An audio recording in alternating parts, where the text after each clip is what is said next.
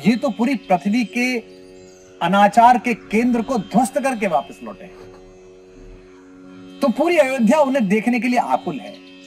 एक भीषण विपत्ति के समय अपने साहस और धैर्य की परीक्षा देकर जन जन के दुलारे युवराज राम, विश्व विजेता राजा राम बनकर वापस अयोध्या लौटे हैं। अयोध्या की सड़कें उमड़ उमड़ पड़ी हैं। पुष्पक से नंदीग्राम उतरे हैं राम, अगवानी की है उनके छोटे भाई भरत ने, और अपनी आत्मीय प्रजा से मिलने के लिए राम जब आगे बढ़े तो कहानी आती है कि सड़क के दोनों किनारों पर लोग रोते हुए खड़े थे। नेत्रों में अनुरक्ति थी। आज भी राम के आगमन मात्र की सूचना से हम दीपावली मनाते हैं। सोचो वो पहली दिवाली कैसी मनी होगी। आंखों में स्नेह का भाव लिए माताएं खड़ी थी कि बेटा लौटा है। एक प्रखर पौरुष में अपने गत यौवन का उत्कर्ष देखते हुए पिता खड़े थे कि यौवन ऐसा होना चाहिए।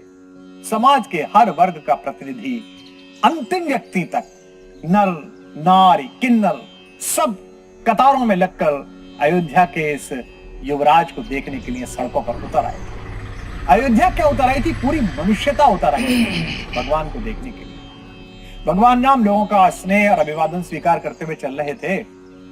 समस्त सृष्टि को अपनी दृष्टि से संचालित करने वाले राघवेंद्र सरकार की आंखों में उस विशाल भीड़ में अचानक एक नन्हा सा अधूरापन खटका। उन्होंने अपने साथ चल रहे, रथ से नीचे चल रहे अपने प्रिय भाई भरत को ऊपर बुलाकर पूछा कि मेरे आगमन से अयोध्या पूरी तरह क्या प्रसन्न नहीं है वत्स? पुलक पुलक भरत ने अपनी भीगी आंखों से विस्मय भरते हुए हाथ जोड़कर कहा, भैया आज तो अयोध्या के चिर प्रतीक्षित भाग्योदय का दिन है। पूरी अयोध्या तो क्या, पूरा त्रैलोक्य आह्लादित है। अयोध्या के समस्त निवासी आपके स्वागत के लिए सड़कों पर उपस्थित हैं।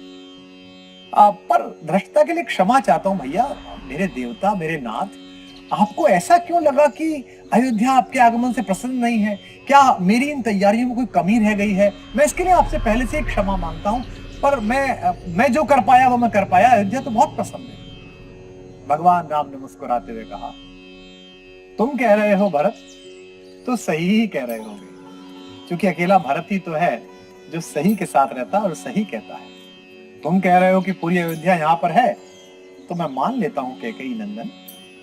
और मुझे केवल शंका इस बात पर हुई कि माताओं, बहनों, पिताओं, भाइयों, इन सब की उपस्थिति में मुझे नौनिहाल दिखाई नहीं दिए, मुझे अयोध्या का बचपन दिखाई नहीं दिया, मुझे छोटे बच्चे दिखाई नहीं दिए। क्या अयोध्या के बच्चे बच्चियां मेरे आगमन से प्रसन्न नहीं है? क्या अपने तात की, अपने बड़े पिता के आगमन से उनके मन में कोई उत्साह नहीं है?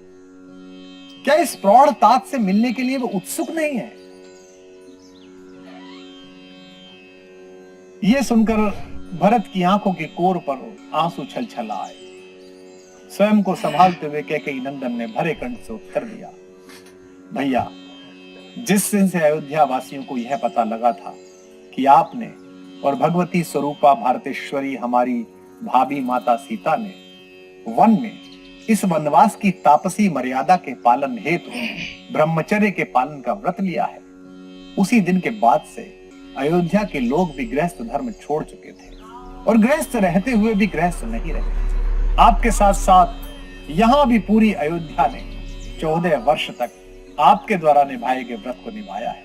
14 साल अयोध्या के आंगन में किलकारियां नहीं, आपके मंगल की प्रार्थनाएं गूंजी है। इसलिए आज आपका स्वागत करने के लिए इस विशाल भीड़ में कोई भी छोटा बच्चा दिखाई नहीं पड़ रहा। सरयू के पानी ने राम की आंखों में उतर आए आंसुओं को प्रणाम किया। पूर्वोत्तर के लोक गीतों में ये जो एक घटना मैंने आपको सुनाई, ये उस संवेदना का प्रकर्ष है जिसे जीकर ही हम जैसे सामान्य कामी, क्रोधी, लोभी लोग उस मर्यादा पुरुषोत्तम को प्रणाम भर करने लायक ही बन पाए।